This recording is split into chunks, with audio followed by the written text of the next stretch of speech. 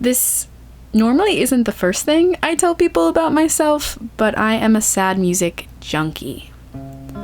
Songs about unrequited love, tragedy, death, breakups, whatever. I love it all. I dance to sad music, I listen to it in the car, in the shower, on the elliptical. Okay, actually, yeah, that last one is a little weird. I mean, whatever.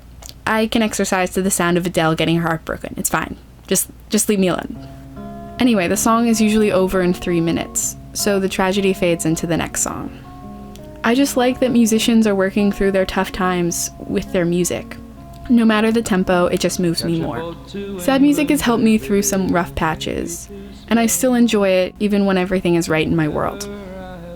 When I finally take my headphones off, I'm back in my life. My vicariously broken heart is completely mended. I leave it all in the playlist.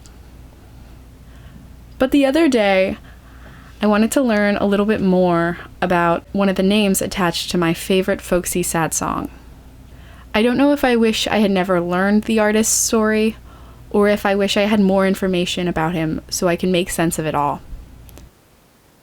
Regardless, I feel like I can't listen to the song in the same way. So, let me tell you a sad story. Catch a boat to England, baby. This is Jackson C. Frank singing The Blues Run the Game. Wherever I have gone, wherever I've been and gone, wherever I have gone, the blues. Frank was born in Buffalo, New York in 1943. His childhood was normal enough until the age of 11. During his 6th grade music class, there was a gas leak followed by an explosion that killed 15 of Frank's classmates, including his 6th grade girlfriend, Marlene. Frank himself suffered serious burns across half of his body. He would eventually go on to sing about Marlene, the explosion, and the scars that he walked away with. While in recovery, Frank was gifted a guitar to take his mind off the accident. He was a natural. A little later, he and some of the other survivors got an all-expense-paid opportunity to go to Nashville to meet Elvis Presley, Frank's childhood hero. When Frank reached adulthood, he packed up his guitar, his compensation check from the accident, and his lifetime dream of becoming a folk singer, and he caught a boat to England, like the song suggests. The folk scene in 1960s London led Frank to become friends with some notable characters, Paul Simon and Art Garfunkel. In London, Frank recorded his first and only album. Many of the songs dealt directly with the explosion from his youth, including a song titled Marlene about his 6th grade sweetheart. Paul Simon, Art Garfunkel, and Al Stewart were present for the creation and recording of Frank's album.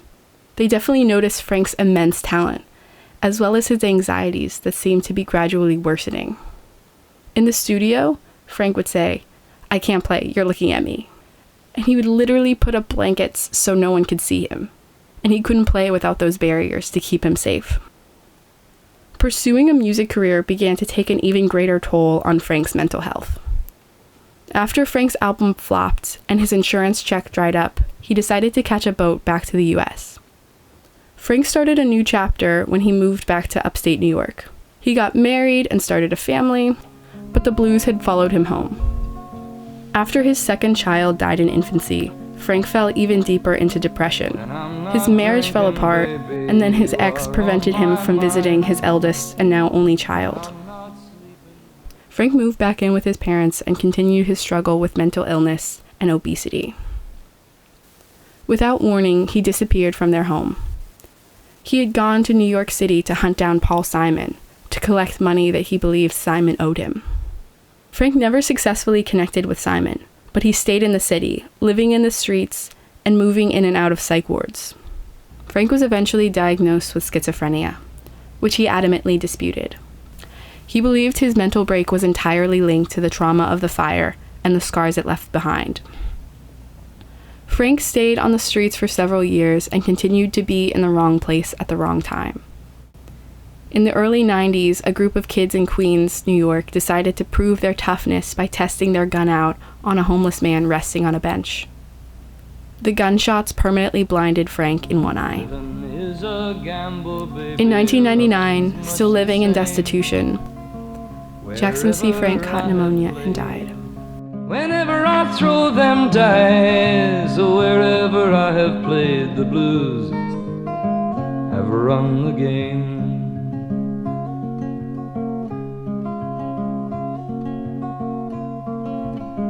Maybe tomorrow, honey, someplace down the line, I'll wake up older, so much older, mama. I'll wake up older, and I'll just stop all my trying. I'll wake up older, and I'll just stop all my trying. I've always liked this line, but now it seems to twist me from the inside out. It feels like a cursed man accepting his cursed life, or maybe a self-fulfilling prophecy. I look at his life post-album, and this poetry and art did nothing for him except drain his insurance money more quickly and predict new tragedies and defeats. I was a little surprised that I had never heard his story before. A tortured artist, a childhood tragedy, talent followed by destitution. This seems like a biopic waiting to happen, right? His life is the exciting kind of tragic that we eat up, the kind of catharsis that sells out movie theaters. Maybe I'm naive to be surprised that sad music comes from a sad artist with a sad story. But I wish that the moral of the story was that music was linked to the source of his tragedy, but became the strongest coping mechanism for him to fight his depression. I wish he had found some place that gave him distance from his pain. I wish he got what I get out of his music. I have always loved sad music because I believed in its catharsis for both the musician and the listener. The process of creating art is meant to be healing, right? Maybe I'm expecting too much from art. Talent and sincerity are no match for trauma and mental illness. I think the part of Frank's story that really stung was how precise the music had been. His escape, his fight, his surrender. I almost felt stupid for not knowing his whole story just from the pieces that bled into his music. It's vague enough to be universal, but still so sharp. These blues are so distinctly his. I just don't know how someone could have such a grasp of what their suffering looks and sounds like, and then be no match for it in real life. I think maybe the art and the healing are separate. The making of music was just a sad and beautiful testimony to his pain. Healing is something different entirely. Wherever I have gone, wherever I've been and gone, wherever I have gone, the blues. I'm Fiona Guerin. You've been listening to Fiona Guerin's Radio Hour. Shout out to my lovely friend Emily Wu for listening to the many brainstorming phases of this project. She is one of the many people who puts up with my sad taste in music. Thanks for tuning in.